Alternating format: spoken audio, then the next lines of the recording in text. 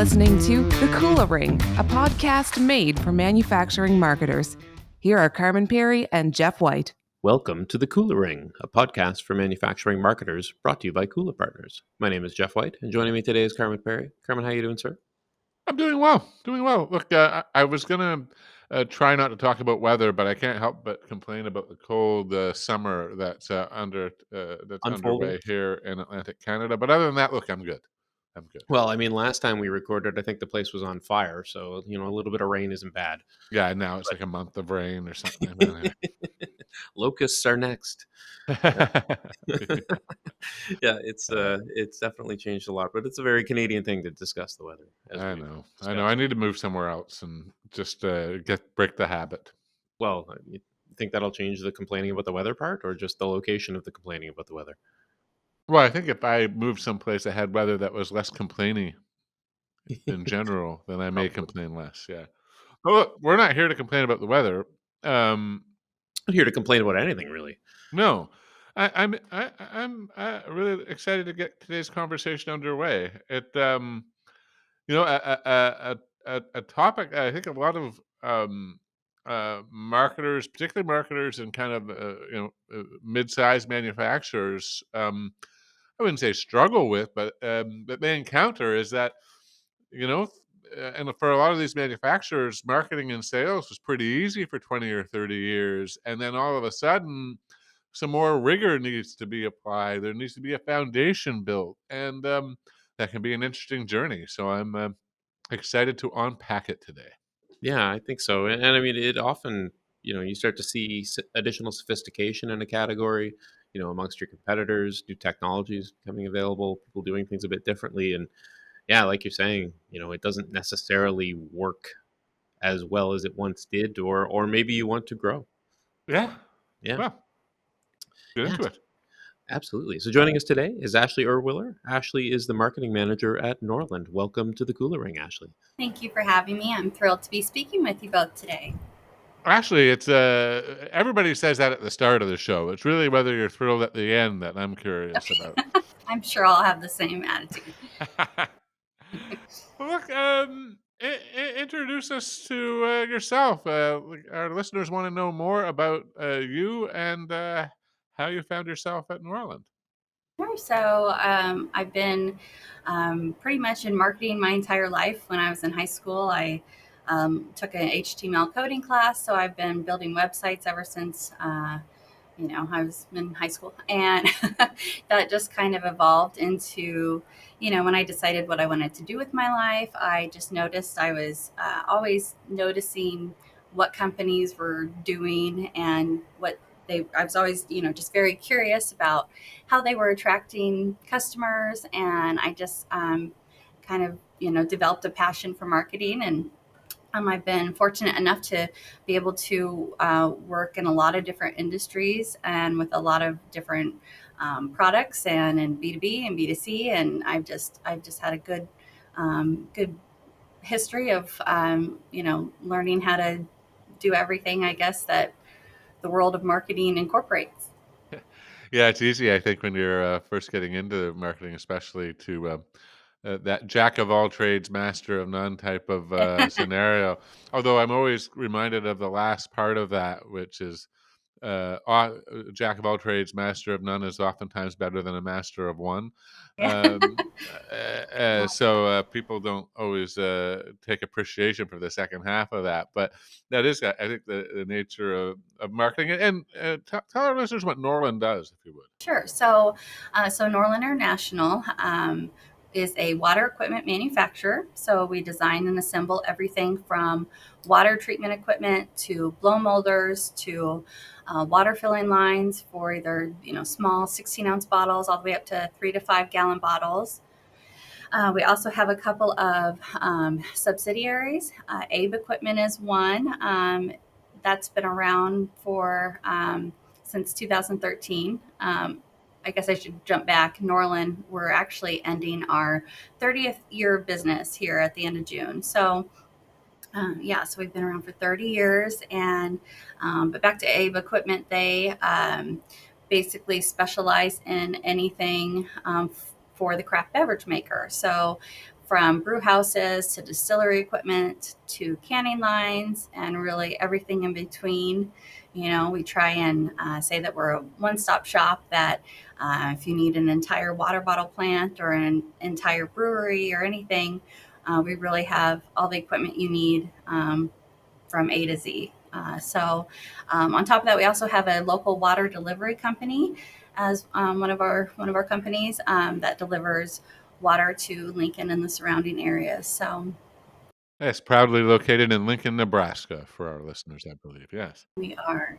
So speaking about weather, this is one place you do not want to move. We've heard that, but we share. There's solidarity for sure. I think that's really interesting, though, that you have this water delivery company that uses the products that parent company manufactures. And there aren't a lot of manufacturers who get to experience kind of the end consumer part of the use of their products and that interaction. I don't want to spend a whole lot of time here because it is a small part of it, but is that something that you find that you learn unique things from that can be applied to the business more broadly? Oh, definitely. I mean, it's been great. Obviously, the water side, having that insight into, because we're essentially our own customer. I mean, we understand again what all you need to be a successful water bottling plant, and I think the owners did a really good job at that from the inception of the company, was really understanding that how difficult it is to get into this industry, and how are we going to make that really easy for people, and then we've also gone as far as to create our own beverage products. So we've created a cold brew coffee, we've created a tea, we've dipped our toes into some different alcohols, and so we've really like you said, just gotten into trying to understand exactly what our customers, people that we're building this equipment for, go through. So it has helped us a lot, I think. Yeah, I can't. Yeah, I mean, I can. The mind wanders at imagining all the different ways that you could that would impact it. That you could. It really would instill a level of empathy for customers that is pretty rare. It's just because I don't think it can. I mean, I'm trying to think of how you would replicate it otherwise, right? Well, we've had 200 people in this show, and I think this is the first time this has ever happened. Oh, well, that's awesome. Yeah.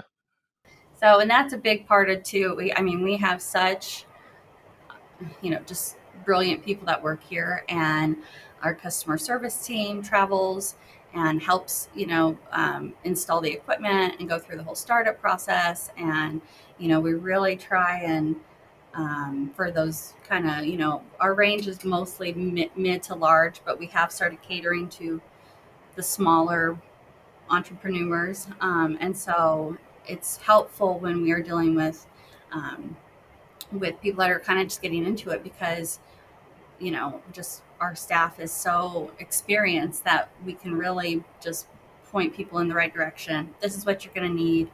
We can customize our equipment to fit their space and meet their production capacities. So there is just a lot of It's just an embedded understanding, really, of that end user. It sounds like. definitely. Is it used as a closing tool at all? Like, do you ever bring in prospects to show them kind of your machines in operation within your owned properties?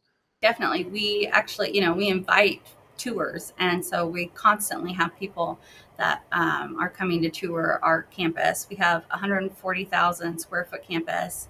It's across 4 buildings. We have a very large campus. We always have equipment that we're obviously making, testing, so people can really get, the understanding of what we do here. So we definitely encourage people to come take tours and meet everybody and see what meet the faces of who they're gonna be working with. So That's really cool. Look, I want to kind of understand the evolution of the marketing team of one 4 years ago, and you're staring down the barrel of really looking to I don't know if it's reinvent or invent from scratch in some way, the go-to-market approach here. Talk to me, I guess, take me through that path that you've taken in terms of setting the foundation and growing your team as a result. Sure. So I've been with the company almost 4 years.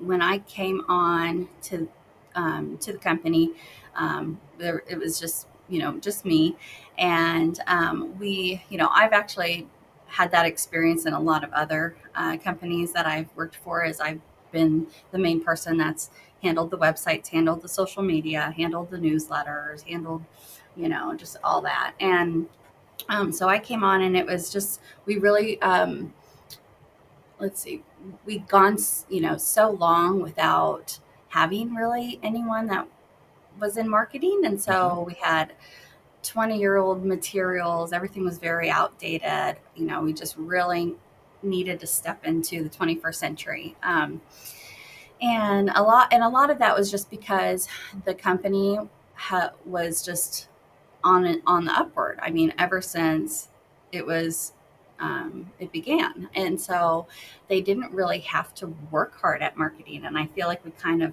hit this pivotal time, and then obviously COVID happened and all that, where it was just things were changing, and we really needed to just to grow those marketing efforts. And so with my expertise and just things that I noticed, I was able to kind of just start obviously shaping what our priorities should be, and just kind of pointing out where we needed more of a workforce, obviously, to support all of these efforts that we were then needing to expand into. And so we tried to hire.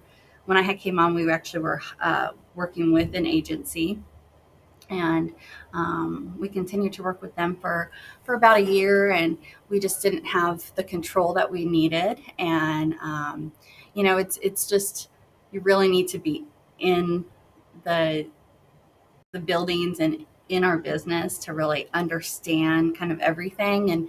And so I just kind of had led that by saying we really need a web developer, a graphic designer, a social media person, blah blah blah. And so So you begin to build out that team as you've basically reshaped the digital assets. I'm guessing launched a new website from the sounds of things, if you brought a developer in house.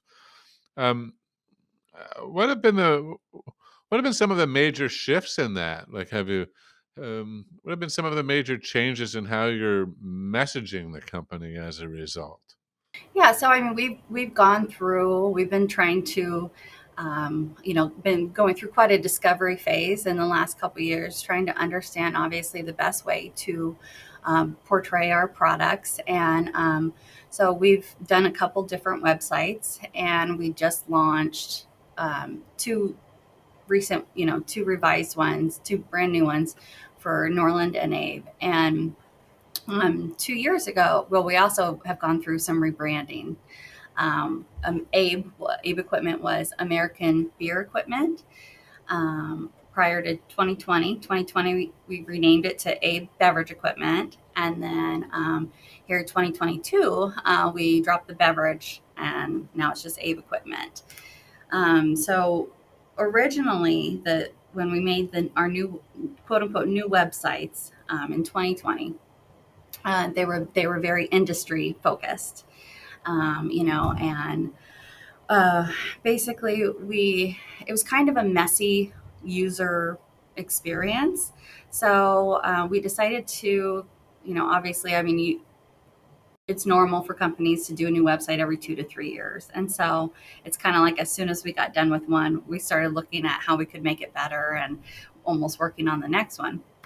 And so we basically, just kind of took a focus on what solutions our customers were looking for. And equipment is very, very specific by nature. People know what they're looking for. They know what their electrical hookups are. They know what their limitations of their space are. They know what product they want to produce. And so it was really like, instead of being very industry specific, we decided to just focus on the core of our products. Is it in what category that fits into? So, is it a filling line? Is it a canning line? Is it a brew house?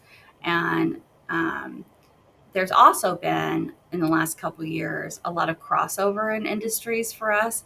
Breweries are starting to make their own liquors, brandies, that you can use a mash from your beer to turn it into a brandy. And so we really started noticing that that wasn't really working for us, as that like, we don't want to say, here's the only equipment you should be interested in if you're a brewer. We want to obviously open that door to here's the other equipment that, you might want to look into. Yeah, that's an interesting point. I mean, you see a lot of brewers and moving into non-alcoholic is a huge category. Seltzers, even I know some brewers that brew soft drinks and things of that Hmm. sort. So they think of themselves, yeah, quite in an oddly multi-industry kind of worldview. That's an interesting shift. I would say most often I've seen manufacturers move from product centricity to industry or solution centric selling. This is one of the few examples, I think, Jeff, where I've seen it in reverse. Would you agree with that? Yeah, I do, and it is really interesting, and I wonder, what were the triggers that you saw there, Ashley? Were you seeing search terms on your site? Were you seeing traffic? Was it customers and prospects telling you that they were kind of looking for specific products and not necessarily like beer focused categorical things? Or Yeah, that's an interesting question. Were there digital signals or? There was. So all of those things you mentioned. So as far as analyzing like our website traffic, when and we had our AdWords, obviously, were very industry focused. And I just, was noticing we had a lot of drop offs, a lot of bounces on those pages, that we built. Like the beginning of our website, it would, would come to a picture, and then you'd come to pictures, and you'd have to pick which industry. And then that landing page would then kind of list all the equipment used in that industry, and then we'd have product pages, but it seemed like people wouldn't go on to visit the product pages. They would just drop off at the industry pages. And so that to me was kind of a red flag. Like, well, why are they not wanting to learn more about the products themselves? Same way with our keywords that we used. People were not, if you were looking for a canning line for soda, you already know that your product is soda, so you're not typing in canning line for soda. You're just typing in canning line, and especially with SEO, I mean, that's probably what I have my expertise the most in. Is that you only have such a limited amount of copy that you can put on a page, and you really need to understand what your top keywords are. I mean, we did have that outsourced, and at one time we had like 3,000 keywords, and then at I don't know, this whole Google beta thing had dumped. At one point we had 12,000 keywords in our which was a nightmare. And no kidding. Wow. yeah, and so I mean, it's just not possible to really have consistent and good traffic if you have that much that you're and that's also, I mean, anyone that does SEO, I feel like does it differently. So that's just my expertise is less is more. Well, I think too, especially, that's a recipe for waste in PPC, a lot of extra spend. I wonder too, and this may be entirely self-reference criteria. I don't know, but I know a number of brewers. They're all know-it-alls. So every single one of them, they know their product, they know what they need, they have a really good understanding of how to produce it. And I wonder if maybe that kind of, especially within the craft beverage industry, I think they do certainly identify as experts even before they're coming in. So I wonder if that kind of draws them to be interested in a product So you mean they may be less likely to then ask about the application of that product in a Yeah. specific industry in their query? Yeah, Yeah, exactly. maybe. I Yeah. wonder. I don't know. That like I said, entirely kind of self-reference criteria from the handful of brewers that I know personally. Well, and that's, we've incorporated that into our website and our sales sheets. It's just, we're much more specific. We, tell people just, bam, here's all the specs that you need. But again, we're also very customizable. And so we try and make that very evident on everything that we put out there, just so that, if you need something to be steam versus electric, like for a brew house. I mean, obviously we offer both. So we try not limit things too much, but explain to people exactly what the specs are of every piece of equipment. Curious, what have been some of your biggest surprises as you've been growing this marketing foundation and really shaping the way Norland goes to market? Yeah. So again, kind of when I had started, we didn't have a lot of background information. We kind of knew who we thought our customer base was, and again, after kind of diving into our different analytics, so diving into like our social media followers, I discovered on a certain channel we had more Spanish speaking followers than English. And we are an international company. We have distributors all across the globe. We have a partner in the United Kingdom, one over in Australia and New Zealand, one in Canada. So basically, discovering this, we kind of, decided it was just kind of a light bulb. We need to be making our materials and everything, and our presence in those regions of the world maybe more prominent. And so since then, we changed a lot of our sales collateral to be in different languages. So we changed a lot of marketing materials to be in Spanish. We also found out we had a large representation of people that spoke Vietnamese, and so we had translated some of our materials to Vietnamese and had sent that to our distributors. And then we also had formed we created a relationship with another distributor that specializes in South America. And so, Yeah, that's a huge batch of change out of one insight, right. you know? And, one of our sales gentlemen is Spanish speaking. And so we already knew, that we had Spanish speaking customers. We just didn't realize social media wise how many we had. And and that also has allowed us to up our representation at more trade shows in Central America and South America. Our salespeople travel all over, and they're in a ton of trade shows every year. So that's obviously one of our business tools. But Weird bit of curiosity here, Ashley. I'm just wondering, is there a good size chunk of that Spanish interest that's also just coming from the United States? I appreciate some of it is going to impact what you do in South America and distribution relationships and things of that nature elsewhere in the world. But I would think in this category there might be a growing area just out of North America or just out of the U.S. yeah, no, definitely. It's kind of, you obviously have to compare kind of bits of information from everywhere and then make a picture out of it. And so looking at actual like website visitors, that's a larger chunk of that. 60% of that is Americans, but the rest is really divided between, we have found exactly kind of Peru, Brazil, Argentina, Chile, specific spots that those people are coming from, and obviously state-wise, we know state-wise kind of where we get a lot of traffic. So, we've done certain like emails personalized to different regions based on what we have going on. And Right, right. I don't want to hog up all the questions, Jeff. Actually, I thought one of the things that we chatted about earlier was this idea that being even if you're not organizing your content by industry, you do, of course, recognize that, you know, people are involved in these different kind of product lines and different industries.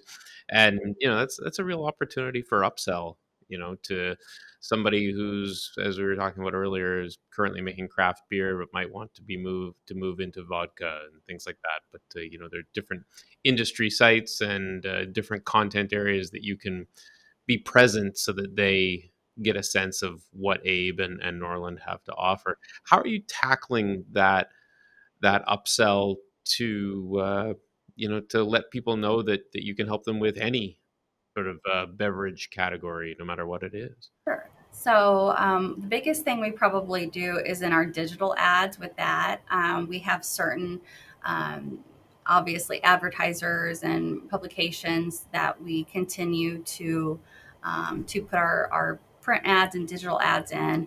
Those are obviously, you know, still based in around brewing and distilling, but we've also dipped our toes into coffee and wine industries, and so we kind of use some of the, you know, we obviously circulate them and have different campaigns that we do, but there's some that we do, let's say on like the beer websites that have like a still, and then we say turn your mash into money. You know, that was a recent one, so we kind of just visualize that, and just to kind of maybe plan a little nugget or resonate with what we already know customers are looking into, thinking about, and getting into. So, um, you know, we also on those all those websites, you know, we have just kind of generic ones where it just has whatever equipment, like maybe like coffee, for example, the coffee industry will, you know, put canning lines on that, and then the thought is kind of once you have what you need, and then you might, you know, obviously come back for as your production grows, more equipment or different equipment, or then you might add on a labeler or whatever. So, so we try, and I think more so is visually try and portray that to upsell. I think it's kind of a fascinating thing to imagine that the upsell being encouraged by the company that makes the equipment that packages the product, or that, right? Like, you know, in some way, you would think like the idea of turning your mash into money might be one that originates a little bit before you think about how you're going to package it, or bring it to market. But I'm also thinking that it's a cool bit of familiarity in some ways. If you're a brewer and you're going to get into making seltzers or sodas or whatever, the fact of the matter is you may need to make them a bit differently, but how you package them is probably largely the same. It is. And Yep. there'd be a lot of comfort in that, like to know that we already have that part sorted. Exactly. And that's kind of something, again, that we've been seeing with the whole, I mean, a big portion of that is breweries that are getting into distilling. And so, um, you know, we understand that. And so we just know that um, if they have that equipment, it's just so much easier for them to get into different product lines and therefore make more money. So we just really try and capitalize on that knowledge that we have of that. Um, I'd be the last question I would have on that. How far down the path of kind of providing advice or guidance on the business rationale behind that? How far do you get there on the marketing side? Like, do you actually like encouraging brewers? Look, you can add 30% more profit if you also make sodas. Like, are we getting to that level? Or is that like a bridge too far?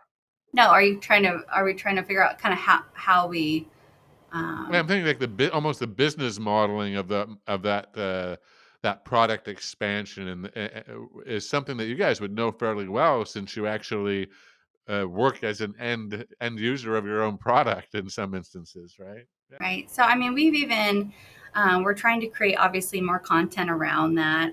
There's still, I think, a lot of uncertainty in brewers. They still don't understand the steps that you need to take to become, you know, because there are different regulations. in on the legal side of things and on the production side of things. And so, I mean, we even went on to create a small like video series with one of our sales people that specifically talked about, um, you know, here's the things that you need to do. Here's the TTB regulations you need to follow. Here's the website. Go. This is how you start. You know, if your production's going to be this, you need this. And again, trying to really bring in that expertise. Whereas if you really don't know, we're trying to help you. And if you're really interested in it, we will get you there just by, speaking with our sales and our techs and stuff. We can just, really get you. We know how to do it. So just come with us and we'll get you there. So we've tried to, like I said, start making content that really kind of dives into that more so that it's becoming more of a understood thing, how they can, Yeah, that's very instructive. Yeah, yeah, yeah. Very cool. Well, Ashley, thank you so much for sharing your experience with us. It's been awesome having you on the show. it's been great being part of the show. Thank you. All Oh, thanks so much. right, y'all take care. Thanks for listening to The Kula Ring with Carmen Perry and Jeff White. Don't miss a single manufacturing marketing insight. Subscribe now at kulapartners.com/The Kula Ring. That's KULApartners.com/The Kula Ring.